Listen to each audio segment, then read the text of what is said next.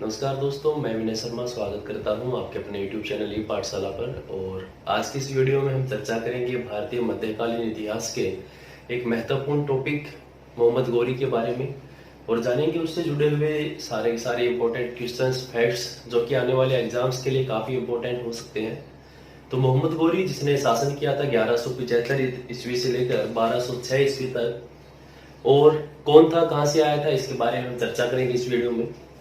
तो मोहम्मद गौरी, अगर आपसे प्रश्न पूछा जाए कि मोहम्मद गौरी का शासनकाल क्या था, तो 1105 ईस्वी से लेकर 1206 ईस्वी तक मोहम्मद गौरी ने शासन किया था भारत पर। और मोहम्मद गौरी जिसने साम्राज्य विस्तार पर ध्यान दिया था, मोहम्मद गजनवी के बारे में हमने पढ़ा था जिसका उद्देश्य था धन लूटना और मूर्ति तोड़ना, लेकिन मोहम्मद गौरी का उद्देश्य था साम्राज्य का विस्तार। मोहम्मद गौरी जो एक सस्मानी तुर्क था, अगर आपसे पूछा जाए कि मोहम्मद गौरी था कौन, तो मोहम्मद गौरी एक सस्मानी तुर्क था और जिसका मुख्य उद्देश्य, अगर आपसे पूछा जाए मोहम्मद गौरी का मुख्य उद्देश्य क्या था, तो इसका मुख्य उद्देश्य था साम्राज्य का विस्तार करना। साम्राज्य का विस्तार करना ही मोहम्मद गौरी का मुख्य उद्देश्य था, जबकि मोहम्मद गजनवी का मुख्य उद्देश्य धन लूटना और मूर्ति मंदिर तोड़ना था। तो मोहम्मद गौरी जिसने 1175 से 1206 ईस्वी तक भारत पर शासन किया और 1175 ईस्वी में ही इसने भारत पर प्रथम आक्रमण किया था मुल्तान के करमाची जाति के मुसलमानों पर। अगर आपसे पूछा जाए कि मोहम्मद गौरी ने भारत पर प्रथम आक्रमण किस पर किया था, तो मुल्तान के करमाची जाति के मुस्लिमों पर मोहम्मद गौरी ने प्रथम आक्रमण किया था।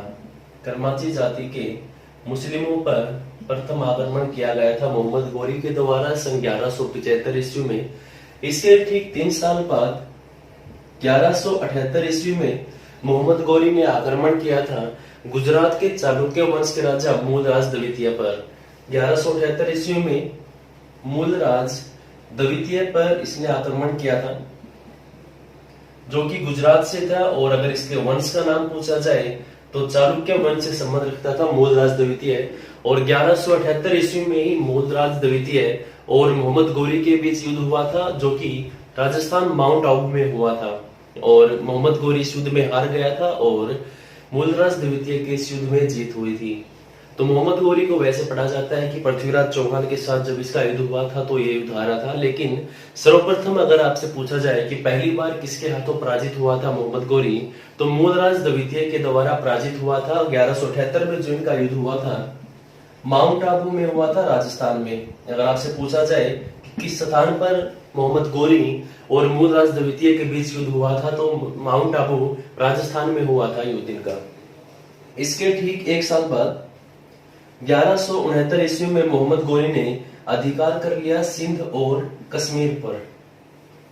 1179 ईस्वी में मोहम्मद गौरी ने सिंध और कश्मीर पर अपना अधिकार कर लिया।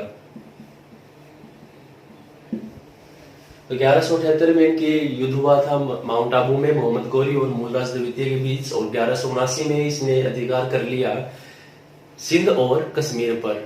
अगर उत्तर भारत की उसमें बात की जाए तो उत्तर भारत में उसमें अजमेर, सांबर और दिल्ली, अजमेर, दिल्ली और सांबर, इन तीनों जगह पर चौहान वंश का शासन था। दिल्ली, अजमेर और सांभर पर चौहान वंश का शासन था और वहां पर उस समय शासन कर रहा था पृथ्वीराज तृतीय। अगर आपसे पूछा जाए उस समय चौहान वंश में या फिर दिल्ली गद्दी के ऊपर शासन कौन कर रहा था, तो पृथ्वीराज तृतीय शासन कर रहा था, जिसका वास्तविक नाम या फिर दूसरा नाम राय पिथौरा भी है। अगर आपसे पूछा जाए पृथ्वीराज चौहान का दूसरा नाम, तो राय पिथौरा के नाम से भी जाना जाता है पृथ्वीराज चौहान को। और इससे जुड़ा हुआ एक काफी महत्वपूर्ण प्रश्न है, कई बार पूछा जाता है कि पृथ्वीराज चौहान के राजकवि का नाम बताइए, तो जो इनका राजकवि था वो था चंद्रप्रदायी। चंद्रप्रदायी इसका राजकवि था और इसकी प्रमुख रचना है जो कि है पृथ्वीराज रासो। काफी बार एग्जाम में पूछा गया है कि पृथ्वीराज रासो किसकी रचना है, तो पृथ्वीराज रासो पृथ्वीराज चौहान की नहीं बल्कि उसके राजकवि चंद्रप्रदायी की रचना है पृथ्वीराज रासो। अब पृथ्वीराज जो कि दिल्ली, सांबर और अजमेर पर शासन कर रहा था, तो उसी समय 1191 ईस्वी में पृथ्वीराज चौहान और मोहम्मद गोरी के बीच एक युद्ध लड़ा गया था, जो कि था करनाल में तराइन का युद्ध। तो अगर आपसे पूछा जाए कि तराइन का पहला युद्ध कब हुआ था, तो तराइन का पहला युद्ध हुआ था 1191 ईस्वी में। अब किस किस के बीच में हुआ था, तो मोहम्मद गोरी और पृथ्वीराज चौहान के बीच में लड़ा गया था तराइन का पहला युद्ध।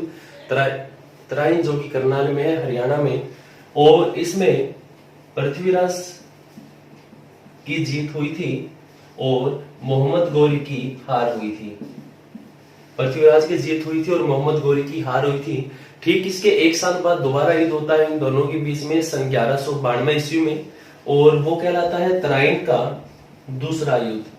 अगर आपसे पूछा जाए तराइन का दूसरा युद्ध कब हुआ था, तो तराइन का दूसरा युद्ध हुआ था सन 1192 ईस्वी में, और किस किस के बीच में हुआ था, तो पृथ्वीराज चौहान और मोहम्मद गोरी के बीच में। लेकिन अब की बार पृथ्वीराज चौहान जो एक प्रसिद्ध राजा था जयचंद, उसने इसका साथ नहीं दिया, पृथ्वीराज चौहान का साथ नहीं दिया था जयचंद ने साथ दिया था मोहम्मद गोरी का, जबकि पहले युद्ध में जयचंद ने साथ दिया था पृथ्वीराज चौहान का। लेकिन दूसरे युद्ध में इसने साथ नहीं दिया, क्योंकि पृथ्वीराज चौहान ने इसकी बेटी संयोगिता से इसकी इच्छा के विरुद्ध शादी कर ली थी, जिसकी वजह से ये पृथ्वीराज के खिलाफ हो गया था और इसने पृथ्वीराज का साथ नहीं दिया। परिणाम स्वरूप पृथ्वीराज चौहान इस युद्ध को हार गया और मोहम्मद गोरी तराइन के दूसरे युद्ध को जीत गया। तो 1192 ईस्वी में हुआ था तराइन का दूसरा युद्ध, जिसको जीत लिया था मोहम्मद गोरी ने। और एक बार फिर रिवाइज करते हैं, मोहम्मद गोरी जो कि एक सस्बानी तुर्क था, जिसका मुख्य उद्देश्य था साम्राज्य का विस्तार करना। पहला आक्रमण इसने किया था 1175 ईस्वी में मुल्तान के करमाची जाति के मुस्लिमों पर, और 1178 में इसने किया था मूलराज द्वितीय के ऊपर आक्रमण, जिसने माउंट आबू में इसको हराया था।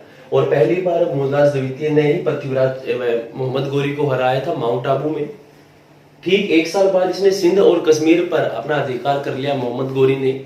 और अगर उत्तर भारत की बात की जाए तो पृथ्वीराज चौहान, पृथ्वीराज तृतीय वहां का शासक था, और जिसका राजकवि था चंद्र बरदाई, जिसकी प्रसिद्ध पुस्तक है पृथ्वीराज रासो। और उन पृथ्वी इसके बाद इन दोनों के बीच में युद्ध होता है तराइन का पहला युद्ध, तराइन जो कि करनाल में जगह है तराइन का पहला युद्ध होता है सन 1191 ईस्वी में, पृथ्वीराज चौहान वर्सेस मोहम्मद गोरी। और ठीक इसके एक साल बाद होता है तराइन का दूसरा युद्ध 1192 ईस्वी में मोहम्मद गोरी और पृथ्वीराज चौहान के बीच। पहले युद्ध को पृथ्वीराज चौहान ने जीत लिया था, लेकिन तराइन का जो दूसरा युद्ध था उसमें पृथ्वीराज चौहान हार गया था। अब आगे चर्चा करते हैं।